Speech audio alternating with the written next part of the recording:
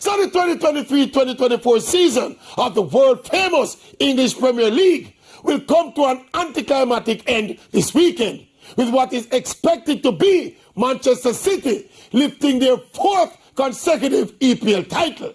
When they beat West Ham at home, they will win the league, and nothing that happens in any other game will matter.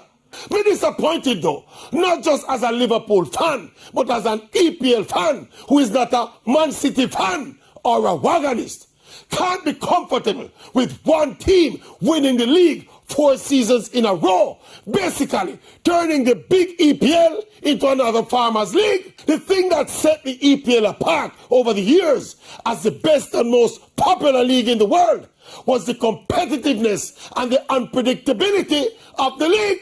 One club dominating and decimating all the contenders cannot be good, especially when that club is a checkbook club with over 100 unanswered misconduct and fair play charges sitting there like an elephant in the